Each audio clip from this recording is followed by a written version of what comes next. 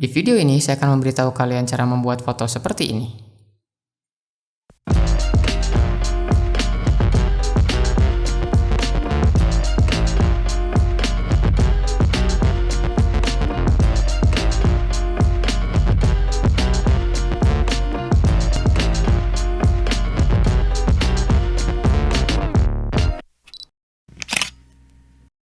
Halo Sobat Cinerik, saya Rino Bengawan. Di video ini saya akan mengajak kalian semua untuk melihat pembuatan foto seperti ini dengan menggunakan outdoor sempit, kamera APS-C A6000 dan strobe. Mari kita simak videonya. Di sini kita bisa lihat suasana pemotretan. Saya dibantu oleh 4 orang, ada Tries yang sekarang jadi model. Nanti akan bergantian dengan Veta pada keran air. Lalu teman saya Mangku yang membuat hujan buatan, yang bergantian juga dengan istri saya Cecil. Link ke Instagram mereka masing-masing ada di deskripsi video. Di carport ini ada 2 strobe, 1 key light dan 1 rim light. Untuk key light, saya menggunakan Godox AD600PM dengan modifier Octabox 120 cm double diffuse. Sedangkan pada rim light saya memakai Godox TT600. Bentuknya speedlight, dipasangi color gel agar bokeh hujannya berwarna. Untuk perlindungan dari air, cukup pakai plastik saja. Pada awal pemotretan, saya fokus pada exposure background terlebih dahulu, yaitu cukup terang untuk dilihat, tapi cukup gelap untuk tidak melampaui model nantinya. Kita jaga agar finalnya fokus tetap di model. Sekarang kita nyalakan rim light.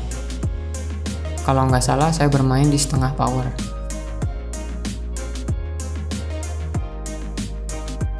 Oke ya. Mari kita coba nyalakan key light. Untuk power biasanya saya start dari 1/8, lalu saya atur sampai dapat settingan yang dirasa cukup enak di mata.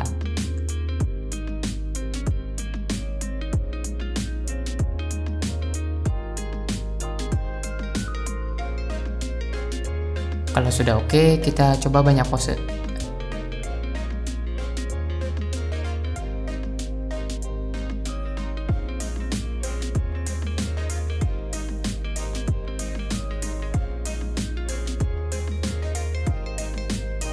Sekarang kita coba lensa Samyang 135mm f2.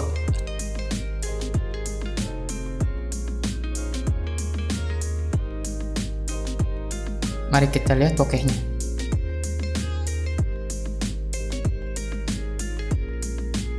Coba kita bandingkan dengan lensa sebelumnya yang saya gunakan, yaitu Sony 18-105mm f4. Pada lensa Samyang, bokehnya lebih besar karena selain focal length-nya lebih tele, aperture-nya juga lebih besar, yaitu f2. Untuk lensa Samyang ini saya pakai speed booster, jadi tidak mempengaruhi crop faktornya kamera APS-C Sony A6000. Sekarang kita lanjut bermain color gel.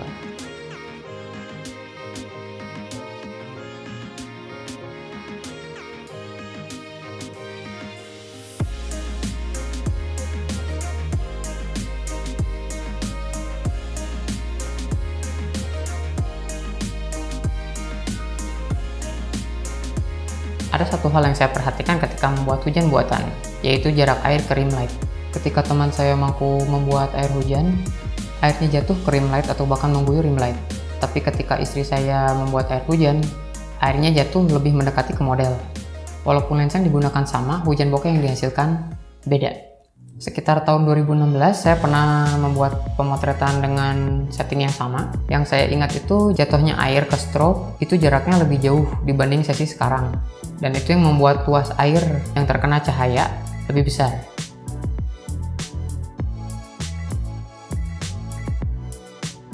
Dalam membuat hujan bokeh seperti pemotretan sesi ini, ada 3 faktor yang bisa kita atur. 1. Jarak air ke speedlight. Semakin jauh jarak air ke speedlight, maka bidang cahaya yang bisa mewarnai air semakin besar. 2. Besaran setting zoom pada speedlight. Jika kamu menggunakan speedlight untuk rim lightnya, semakin lebar settingan zoom pada speedlight, semakin besar pula besaran cahaya yang mengenai air hujan. 3. Jenis lensa yang digunakan. Bentuk dan ukuran bokeh dalam foto final itu searah dengan kemampuan lensa dalam memproduksi bokeh.